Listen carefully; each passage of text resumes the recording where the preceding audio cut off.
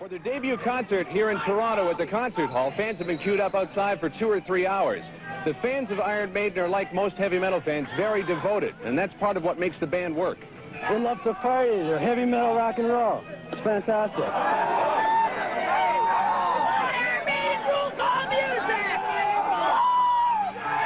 I was looking for something different. I was tired with bands like Rush and Nugent and stuff like that, and these guys offer something different, and it's what I want, I guess. It gets me totally like out of problems at school or whatever, right? It's cool, like everybody gets buzzed and stuff. It's good. Yeah. Rock and roll, headbangers. Get out and have a good time. Iron Maiden likes to stay close to their fans, and drummer Clive Burr came outside for a while to talk to the crowd. What do you like about Iron Maiden? I like them because they put out heavy metal, no garbage disco, no new wave, nothing but heavy metal. This man talks some sense. There you go. I like him because his drum is cute. There you go. I'm embarrassed now.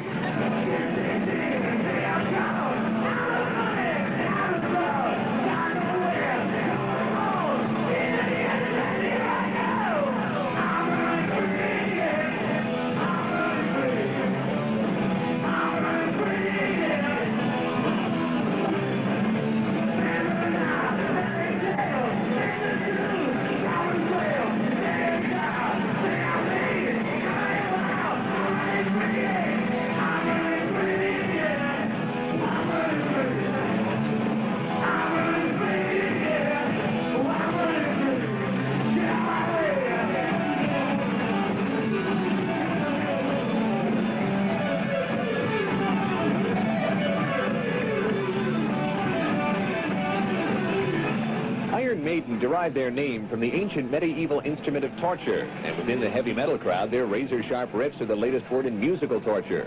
The band was started in London in 1977 by bass player Steve Harris, who once tried out for West Ham United, one of the UK's first division soccer clubs. While most of his time is spent on the road with Iron Maiden, Harris still enjoys a good game of football. And before their gig at the concert hall, we got together for a pickup game with a team that included Rick Emmett of Toronto's Heavy Metal Triumph, Matt Minglewood of the East Coast Minglewood Band, and Sonny from the Rockabilly Bobcats.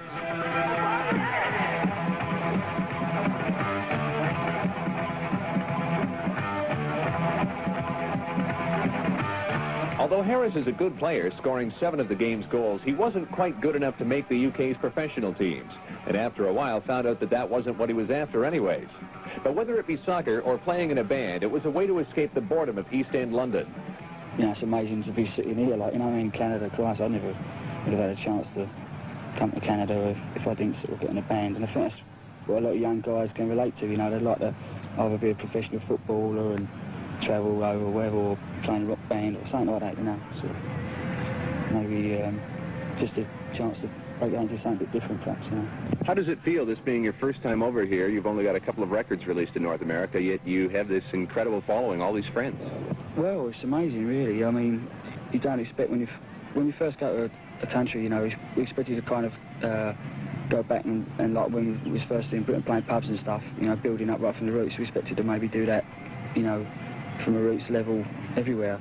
But in a way, it's made it a little bit easier for us because we're coming over here and we're playing to, you know, probably a sold-out concert tonight, which first time in is pretty amazing. I mean, it seems the promotion guys up front must have done their work, I suppose.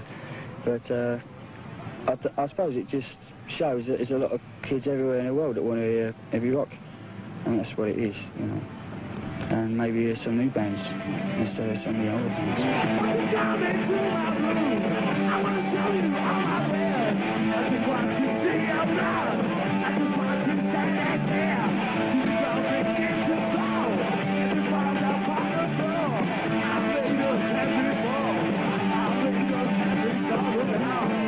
You started the band probably what was right in the middle of the punk rock explosion over in the UK. What was it like trying to start up a band during that time?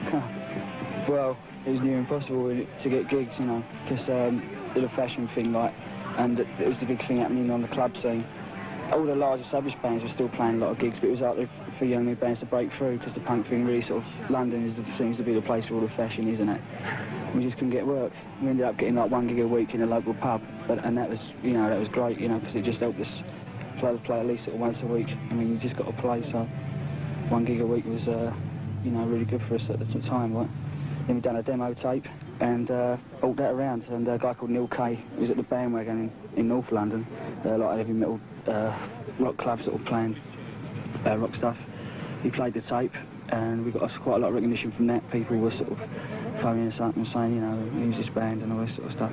Something that has become synonymous with Iron Maiden is the logo that you have.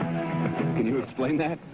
Well, it all started out, we used to have a small back job with like a face, and we used to call it Eddie the Ed, you know, just a nickname we gave it. And when we started doing the album, we got an artist in, and he just got kind of expanded on that, and we call the thing Eddie now. I just think it's rubbish because, mate, as I said, all our influences are from older bands. And new wave, I don't know if there is anything new, really, because, mate, it's the same sort of music. It's just that all it is we've just grown up, you know, liking it a little bit faster now. I suppose that's the only sort of comparison with new wave. We play faster. But basically, we've still got the same ideals, apart from we're not into the big rock star image.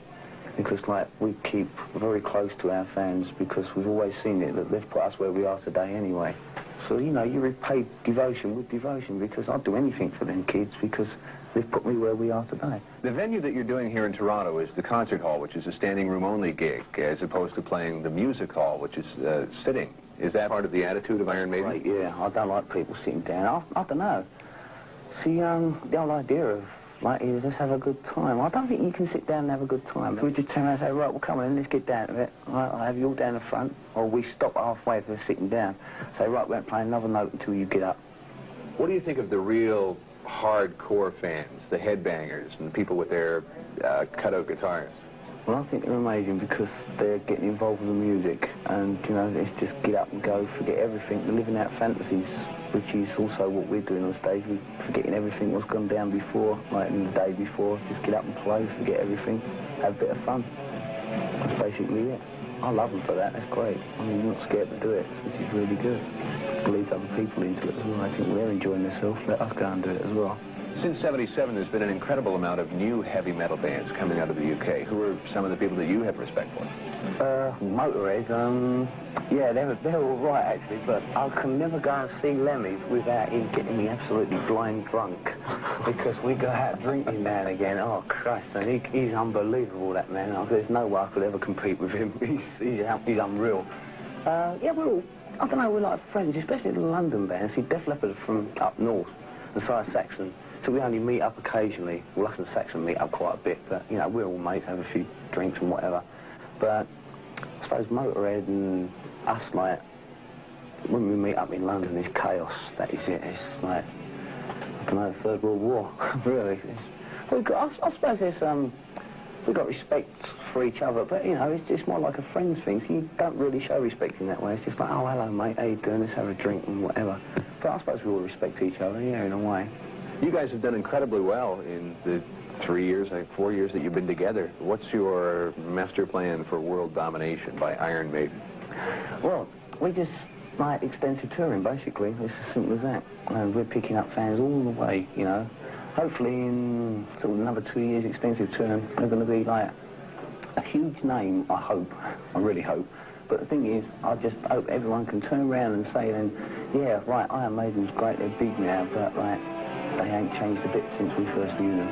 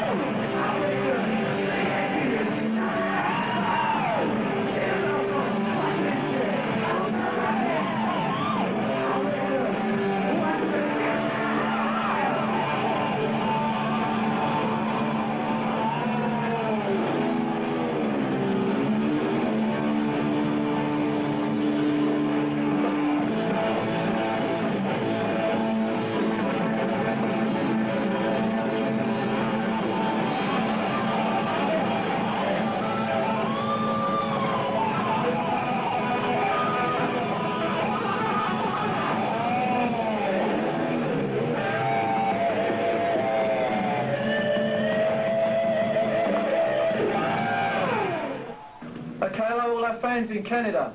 This is Eddie from Iron Maiden. And I'd like to say to keep tuned to NewMusic because Girls' School are on their way.